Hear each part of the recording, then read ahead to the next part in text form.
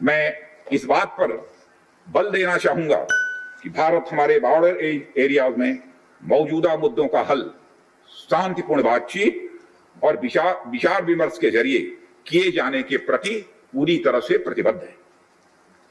इस उद्देश्य से मैं अपने चाइनीज काउंटर पार्ट से 4 सितंबर को मॉस्को में मिला और उनसे हमारी मौजूदा स्थिति के बारे में व्यापक चर्चा भी हुई है।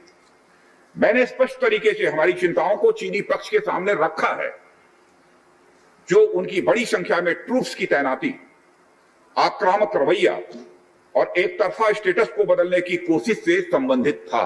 इन सब सारे मुद्दों को अपने काउंटर पार्ट के सामने हमने रखा है और मैंने 2 टूक शब्दों में यह स्पष्ट किया कि हम इस मुद्दे को शांतिपूर्ण ढंग से हल करना चाहते हैं और हम चाहते हैं कि चीनी पक्ष हमारे साथ मिलकर काम करे।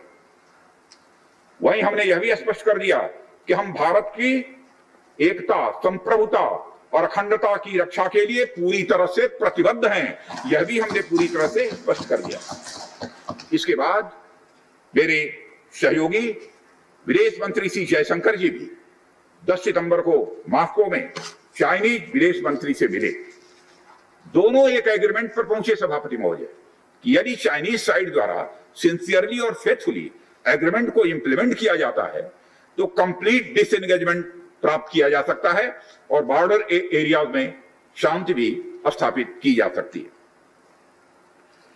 सभापति महोदय, जैसा कि सदस्यों को जानकारी है, बीते समय में भी चीन के साथ हमारे बॉर्डर एरियाज में लंबे स्टैंड ऑफ की स्थिति कई बार बनी है, जिसका शांतिपूर्ण तरीके से समाधान भी किया गया था। हालांकि इस वर्ष की स्थिति स्केल ऑफ इन्वॉल्वमेंट हो या फ्रिक्शन पॉइंट्स की संख्या हो, हम पहले से बहुत अलग हैं। फिर भी हम मौजूदा स्थिति के शांतिपूर्ण समाधान के प्रति पूरी तरह से कमिटेड हैं। अध्यक्ष महोदय, युद्ध की शुरुआत तो हमारे हाथ में होती है, लेकिन उसका अंत नहीं होता है और मुझे कई बार ताज्जुब होता है कि शांति का यह संदेश जिस धरती से पूरे विश्व को गया है, उस धरती की शांति में विघ्न के द्वारा विघ्न डालने का प्रयास किए जाते हैं। और अध्यक्ष महोदय, सदन के माध्यम से मैं हमारे 130 करोड़ देशवासियों को आश्वस्त करना चाहता हूं कि हम देश का मस्तक झुकने नहीं देंगे, न ही हम किसी का मस्तक झुकाना चाहते हैं। इस राष्ट्र के प्रति, इसकी सुरक्षा के प्रति हम पूरी तरह से दृढ़ संकल्प हैं। अध्यक्ष महोदय, इस सदन की एक गौरवशाली परंपरा रही है कि जब भी देश के समक्ष कोई बड़ी चुनौती आई है तो इस सदन ने भारतीय सेनाओं की दृढ़ता और संकल्प के प्रति अपनी पूरी एकता और पूरा भरोसा दिखाया है।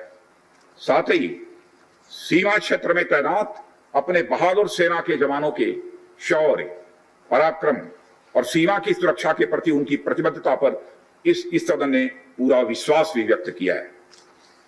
मैं आपके माध्यम से देशवासियों को यह विश्वास दिलाना चाहता हूं कि हमारे आर्म्ड फोर्सेस के जवानों का जोश एवं हौसला बुलंद है सभापति महोदय, और हमारे जवान किसी भी संकट का सामना करने के लिए पूरी तरह से दृढ़ प्रतिज्ञ हैं।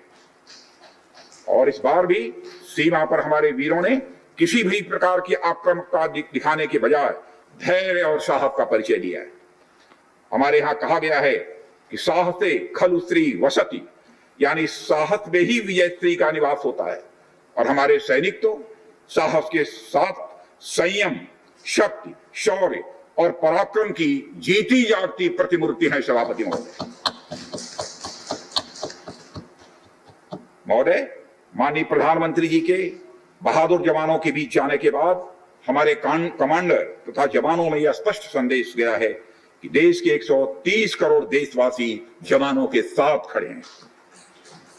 उनके लिए बर्फीली ऊंचाइयों के अनुरूप विशेष प्रकार के गर्म कपड़े, उनके रहने का स्पेशलाइज्ड टेंट तथा उनके सभी अस्त्र शस्त्र व गोला बारूद की पर्याप्त व्यवस्था की गई है। महोदय, हमारे जवानों का हौसला बुलंद है।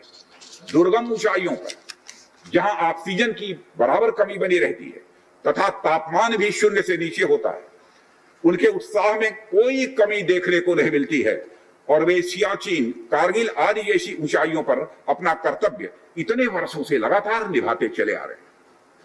सभापति महोदय, यह सच है हम लद्दाख में एक चुनौती के दौर से गुजर रहे हैं, लेकिन साथ ही मुझे पूरा भरोसा है कि हमारा देश और हमारे वीर जवान इस चुनौती पर खरे उतरेंगे।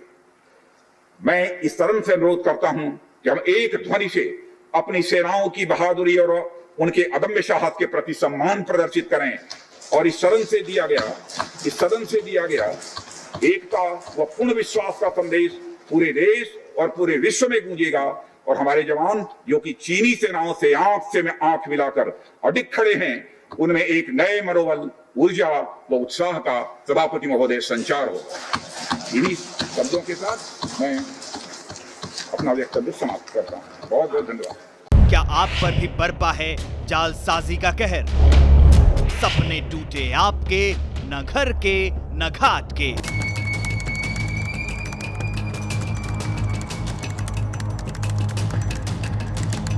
देखिए लूट घर हर रात 9:30 बजे। फिक्र आपकी,